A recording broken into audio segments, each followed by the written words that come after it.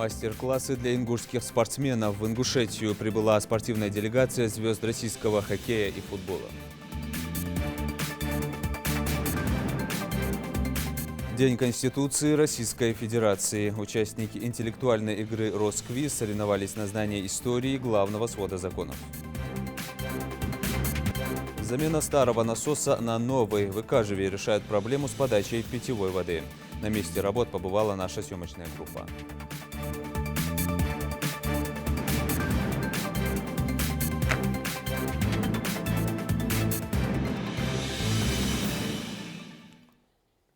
На телеканале «Ингушетия» новости 24. Здравствуйте. Сегодня День Конституции Российской Федерации. 27 лет назад всенародным голосованием был принят главный свод законов страны. Он является ядром всей правовой системы России и определяет смысл и содержание других законов. С Днем Конституции жителей поздравил глава региона Махмуд-Али Калиматов. Цитата. «Конституция Российской Федерации – это надежная основа для крепкой государственности, прочный фундамент для проведения грамотной социальной политики, повышения благосостояния народа.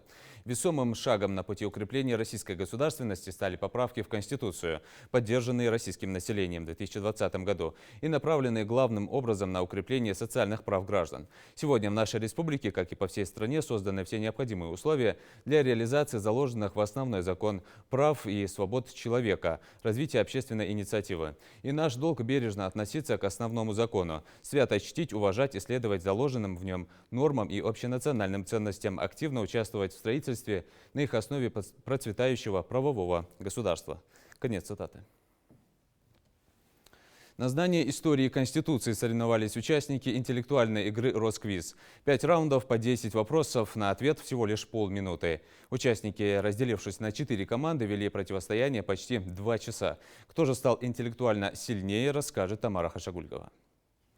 Народное голосование с целью выявления общественного мнения для решения важного государственного вопроса называется вариант А – референдум, Б – выборы.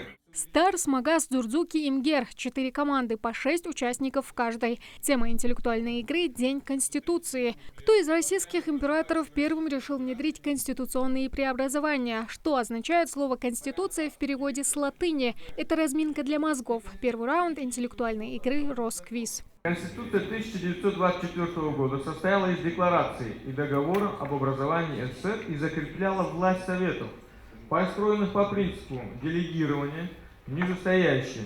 Советы формировали вышестоящие. Да или нет? Логика, эрудиция, интуиция, простое везение и, конечно, умение работать в команде. Что, где, когда, брейнринг и своя игра в одном флаконе. Росквиз состоит из 5 раундов. В каждом по 10 вопросов, на которые нужно дать краткий ответ. На размышление только полминуты. Когда немцы кочуют зимой, нагруженные нафтой, впрягают пару оленей. А что меняется, когда немцы кочуют летом? Если первые раунды особой сложностью не отличаются, то чем дальше, тем сложнее, признается и участник команды единороссов Юсуп Чанеев. Для него эта игра первая. В раунде были вопросы с логикой. Раунд назывался «Логикой». То есть там были разные вопросы, исторические еще при Павлу I, Александру I. История при них была. Самый легче раунды это были первый, второй раунд. День принятия Конституции, когда сколько депутатов в Госдуме и так далее. Там были очень разные вопросы, очень легкие вопросы, да и сложные. Почти 2 часа напряженной борьбы. Огласить результаты игры здесь призван специально приглашенный состав жюри. Звезды для них сегодня сошлись. И лучшей по итогам всех раундов стала Старс. Аслан Мацеев, капитан команды, представляющий Политехнический колледж, уверен, секрет успеха – хорошая подготовка. Мы читали Конституцию, усердно готовились, скачивали задания с интернета, решали их. И из-за этого нам удалось победить в этом конкурсе. Мы набрали 44 балла. Легче всего были задания на логику, а сложнее были первые задания, потому что нужно было находить точные ответы. Я рад тому, что наша команда заняла первое место, так как мы готовились усердно, нашей стороне не пропали даром. Росквиз – проект сторонников партии «Единая Россия», в рамках которого регулярно проводятся интеллектуальные соревнования, квизы, приуроченные к государственным праздникам и памятным датам. Ну что сказать, ребята справились очень хорошо. Конечно, задания были очень тяжелые, но тем не менее ребята потрудились очень. Мы убедились сегодня, что ребята знают свою конституцию, законы. Это очень радует, молодцы. Я думаю, в будущем они еще будут лучше знать. Чем дальше, как говорится, с возрастом, тем еще лучше. В этом году по всей стране состоялось уже 8 серий игр. До конца года пройдет еще одна. Ее приурочат к Международному дню кино, который отметят 28 декабря. Тамара Хашагульгова, Магомед Шаухалов, Новости 24. В Ингушетии встретили спортивную делегацию звезд российского хоккея и футбола. Среди гостей олимпийские чемпионы по хоккею, заслуженные мастера спорта, чемпионы СССР, Европы и мира по футболу. Они провели сегодня мастер-классы для ингушских спортсменов. Мероприятие проводится в рамках празднования 250-летия единения Ингушетии с Россией. По рекомендации Роспотребнадзора мастер-классы проходят без зрителей. Подробности в сюжете. На ледовую арену под приветственный гул юниоров выходят легенды российского хоккея, среди которых олимпийские чемпионы Владимир Мышкин, Сергей Бабинов, Виталий Прохоров и, конечно, звезда ледовых побоищ советского спорта Александр Якушев. Именитые на весь мир спортсмены для воспитанников Ледового дворца РЗ показывают мастер-класс. Но сначала приветствие. Пусть занятие спортом поможет вам быть здоровыми, крепкими мужчинами, которые будут достойны своей родины. Трус не играет в хоккей, ведь игра эта молниеносная, с резкими подкатами и подсечками. В общем, на льду не обходится без своих тонкостей, которые и объясняют звезды хоккея нашим юниорам, разделившись на несколько мини-команд. Именитые гости, наставники показывают ребятам на деле технические и тактические приемы владения клюшкой. Олимпийский чемпион по хоккею Александр Якушев признается, противоборство команд вырабатывает дисциплину и укрепляет коллективный дух спортсменов. Именно здесь, на льду, при правильном подходе с ранних лет, можно воспитать в подрастающем поколении такие качества, как лидерство, уверенность и целеустремленность. Также для спортивного роста важно общение со взрослой школой, что и ставит целью эта встреча. В первую очередь это общение вот с большими мастерами, которые проводят мастер-класс. Почему? Потому что за 1 час, который вот они будут сейчас находиться на льду, конечно, они сразу не научатся правильно кататься, сильно бросать, там много забивать. Но то, что какие-то технические элементы они запомнят и будут в дальнейшем на каждой тренировке это повторять, и тем быстрее они, в общем-то, научатся все это делать. Поэтому такие мастер-классы полезны в плане то, что ребята, общаясь с великими хоккеистами в прошлом, они мотивируют себя на дальнейшие тренировки, чтобы тренироваться с большой самоотдачей, с большим желанием. Юные хоккеисты уже усвоили некоторые приемы, которые они и собираются продемонстрировать своим оппонентам на соревнованиях. Они мне показали, что хоккеист никогда не должен сдаваться, когда он нападает. Надо всегда вступать в прессинг и отбирать у соперника шайбу. Еще надо играть в командную игру, не надо надеяться, что ты сам ведешь всех и забьешь гол. Но если ты даже его и забьешь, это будет не командная работа. Ты, например, будешь не по пасекам играть, 1 гол забьешь, но 4 или 5 голов пропустишь. Они показывают финты, обгоны, и мне это очень нравится, и в дальнейшем я буду это делать. Мастер-класс от звезд хоккея организован благотворительным фондом социальных инициатив «Народное единство» и Минспорта региона. Он приурочен к 250-летию единения Ингушетии с Россией. Вся наша идея была сделать праздник для наших детей, для юных хоккеистов, для юных футболистов, привести олимпийских чемпионов, прославленных футболистов сборной России по футболу, которые будут проводить мастер-класс, будут делиться опытом. То есть и для детей это будет хорошим подспорьем. И, конечно же, это все делается для популяризации и развития не только хоккея, да, и футбола в нашей республике, но и спорта в целом. И я, конечно же, хотел бы поблагодарить и руководство Республики Ингушетия за то, что поддержали данный проект. Хоккей – игра травмоопасная, и без защитной амуниции на лед не выйти. Экипировка с полным комплектом есть теперь и у воспитанников РЗ. Такую спонсорскую поддержку хоккеистам оказал Ахмед Полонкоев.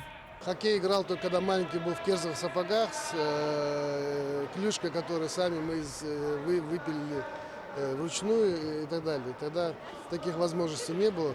На улице перекрывали порой улицу, заливали ночью льдом, иногда мешали движению, но все равно это закаляло, это мы там, несмотря на морозы, несмотря на какие-то трудности и так далее. Это было интересно, это я думаю, что сейчас у всех ребят есть, не у всех есть, ну вот у наших здесь ребят возможность есть заниматься в хороших, прекрасных условиях.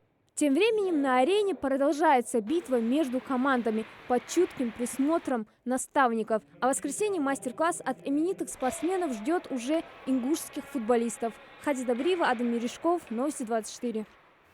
В Икажеве решают проблему с подачей питьевой воды. Несколько дней назад по улице Султыгова вышел из строя глубинный насос. Местные жители были вынуждены возить воду из соседних населенных пунктов, а местные власти за решение проблемы взялись оперативно. Устанавливать новый насос начали сегодня утром. На месте побывала Диана Дударова. Около 5000 жителей Икажева остаются уже третий день без воды. Причиной того, что 35 улиц сельского поселения испытывают неудобства в связи с отсутствием жизненно важного ресурса, стал глубинный насос, который вышел из строя.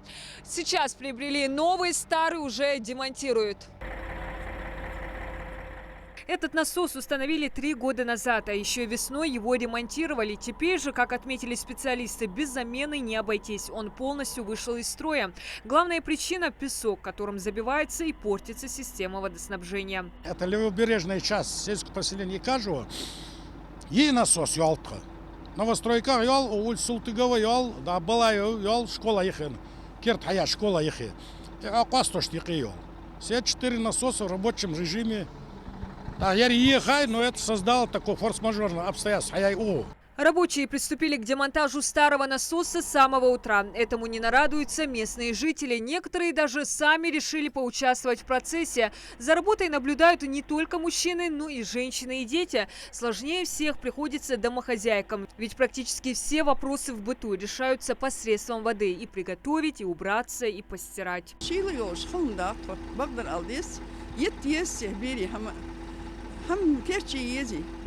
цену еди, перскадина, розбани болхуж медези исхи обязательно. Ча каскас люфт хая озер сунхатер. Воду в эти дни местным жителям самим приходилось возить из других поселений и городов. Даже просто помыть посуду – целая история. Сначала нагреть воду, потом разбавить с холодной, затем снова менять и ополаскивать. К этой кутерьме уже успела привыкнуть, признается Марина Аушева. У женщины сегодня день рождения, и подачу воды ждет как подарок. Торопится успеть сделать все дела по дому, чтобы встретить гостей. Конечно же, без воды вообще тяжело. Мы-то уже привыкли, конечно же. Везде, куда, что только ты не сделаешь, везде вода нужна. Конечно, неудобно, когда воды нет. Приходится нам греть. Вот в чайнике греем, потом сюда переливаем.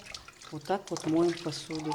Новый погружной насос местные власти закупили накануне. Он, заверяют, более мощный, чем прежний. Мощность нового насоса 40 кубов на 120 метров подъемность. Насос есть, 8.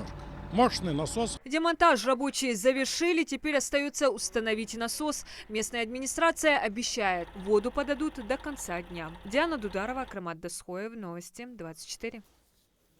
Ингушский футболист Зелимхан Бакаев продолжает вести свою команду к чемпионскому титулу. Если на старте сезона физическая форма атакующего полузащитника вызывала вопросы, сейчас Зелимхан на пике своей формы. Благодаря 4 голевым передачам Бакаев лидирует в списках лучших ассистентов лиги. Сейчас команда готовится к предстоящим играм с Сочи и Зенитом. Эти матчи для игрока особенные, ведь именно Сочи нанес первое поражение красным, а в питерском коллективе играет наш земляк Магомед Аздоев. Конечно, хочется выиграть эти 2 игры и выйти на первое место, уже как бы безоговорочно, так сказать. Но будет очень тяжело, это 2 очень сильные команды. И мы приложим все усилия, чтобы выиграть эти игры, как бы тяжело не было. У них очень хорошие игроки, что у Сочи, что у Зенита, очень классные, опытные. Так что это бой будет не на жизнь, а на смерть, так сказать. Стоматология под наркозом теперь и в Ингушетии. В регионе работает клиника по оказанию бесплатной стоматологической помощи людям с ограниченными возможностями здоровья. При помощи современного оборудования и новейших методик там лечат как детей, так и взрослых. Процедуры проводят под общей анестезией. Это проект-победитель форума «Машук». Его успешно защитила врач-стоматолог Зарина Дарсигова. О новом подходе в лечении зубов репортаж Микаила Тангиева. У нас пациентке 12 лет, у нее синдром Дауна. Мы лечим зубы под наркозом. Уже пролечили 2 зуба, сделали профессиональную гигиену. Сейчас будем еще 1 зубик долечивать. На первый взгляд процедура ничем не отличается от обычного похода к стоматологу. Но юная пациентка находится под общим наркозом и ничего не чувствует. Новую для республики процедуру проводит врач с 8-летним стажем Зарина Дарсигова. В прошлом году она выиграла грант на юбилейном форуме «Машук», представив свой проект по оказанию стоматологической помощи на безвозмездной основе пациентам с ограниченными возможностями здоровья. К нам обращались пациенты с ОВЗ, и мы их отправляли просто в соседние республики. Республику Дагестан, Чеченскую республику, да.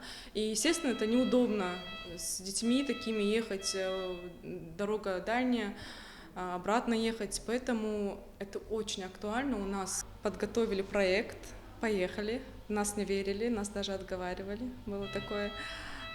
Говорили, что это практически невозможно, нереально, но, как видите, все реально. Из-за пандемии открытие состоялось только 1,5 месяца назад. Закупили необходимое оборудование и приступили к лечению. Сегодня стоматолог принимает воспитанников Центра непрерывного образования. Таких узких специалистов в этом направлении и высококвалифицированные стоматологи, анестезиологи и высокотехнологичное оборудование. Не все стоматологические кабинеты и учреждения, образовательные учреждения имеют. Поэтому для нас и для родителей особенно это важно. Отстоять свой проект Зарине было нелегко, так как на юбилейном форуме «Машук» его оценивали только федеральные эксперты. Отбор проходит самые перспективные работы и, главное, социально важные проекты. Именно этот проект я бы хотел отметить, выделить его из общего числа реализуемых, потому что есть проекты, которые они реализуются, но после себя они ничего не оставляют. У этого проекта конкретно социальная составляющая, она особо ярко выражена. И впоследствии тоже, учитывая то, что приобретенные в рамках этого проекта какие-то вещи, аппаратура и так далее, они останутся у нас в республике. У детей с ограниченными возможностями здоровья у них будет возможность уже лечиться. Пациентов с ОВЗ лечить тяжело, учитывая их реакцию на внешние факторы. Благодаря новому методу врач сосредоточен только на процедуре. Тем временем маленькая пациентка уже приходит в себя. Мама благодарит врачей за оказанную помощь. Мы учимся в коррекционной школе в Нижних Ачулках. И нам позвонили, предложили, приехали сюда. Вы же видите этих детей, и нам необходима эта клиника. Дал садолтаха, что пошли нам навстречу. Звук бормашины, уколы и боль. Стоматология под наркозом – это решение, способное избавить людей от стресса и дискомфорта врачебных процедур. Особенно это касается больных с органическими поражениями центральной нервной системы и психическими заболеваниями. Микаил Тангиев, Марбек Миржоев, Новости 24.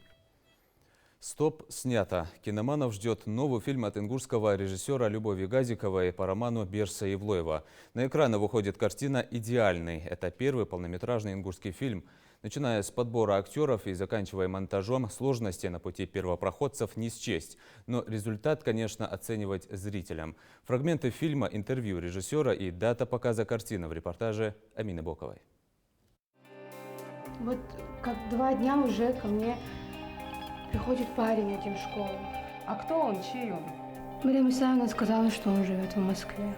Больше я ничего не знаю. Жизнь молодой учительницы Жанны полностью меняется после встречи с бизнесменом из Москвы Тамерланом. Поспешное замужество, как оказалось, кроет в себе больше сюрпризов, чем может показаться на первый взгляд.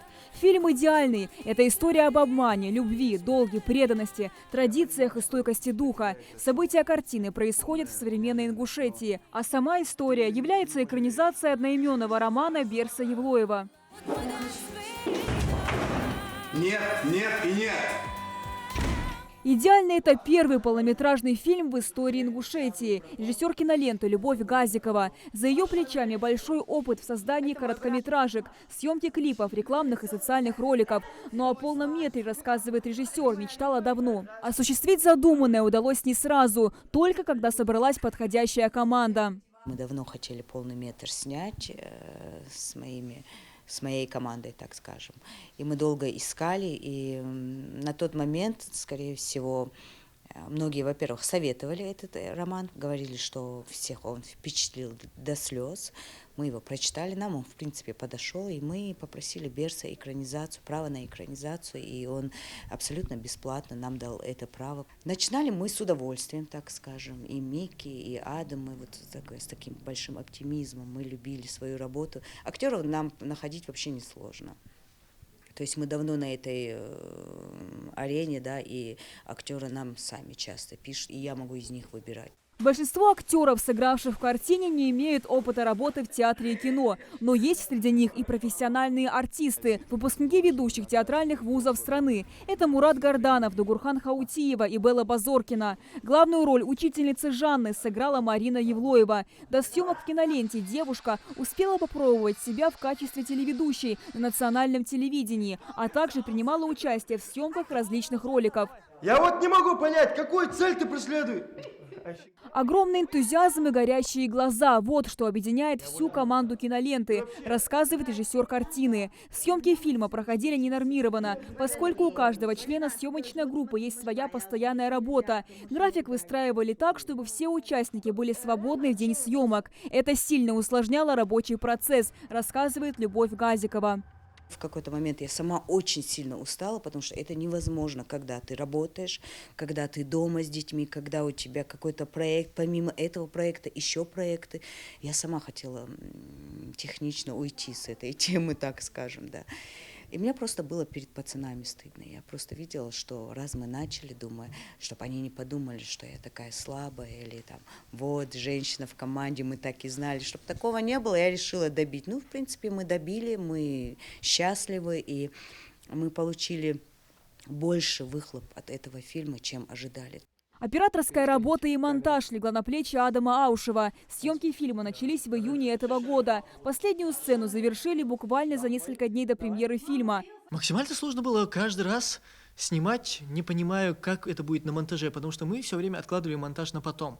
Если бы я приходил бы домой и сам бы все монтировал бы, или кто-то монтировал бы и говорил бы, о, все хорошо получилось, тогда я был бы как-то более-менее уверен во всем. Но а так получалось, что мы снимаем, и я даже не понимаю, все ли хорошо мы засняли, и нужно ли будет нам переснимать, и получится ли у нас. Некоторые актеры, например, они должны были через день, например, после съемок уезжать. Одна, например, актриса уехала вообще в Тюмень, потому что как бы мы ее в этот момент, когда она была в Ингушетии, мы ее поймали, записали, мы сняли ее, а потом она уезжает, и доснять с ней, например, сцену невозможно. Сложно было просто верить, что все будет хорошо в конце. Трейлер к фильму уже выложили в социальных сетях. Он собрал множество восторженных отзывов. Очень много людей, которые нас поддерживают, очень много людей, которые делают репосты, очень много людей, которые поздравляют, которые хотят пойти на фильм. То есть, если мы говорим о 15 числе, на сегодняшний день уже билеты на 15 все выкуплены. То есть ажиотаж намного больше, чем мы ожидали, даже если мы берем из 100% процентов 10, намного больше. В прокат фильм выйдет с 15 декабря. Его покажут в кинотеатрах «Дружба» в Назране и в «Россия» в Магасе. Амина Бокова, Адам Далаков, Новости 24. На этом наш выпуск завершен. Оставайтесь на канале Ингушетия.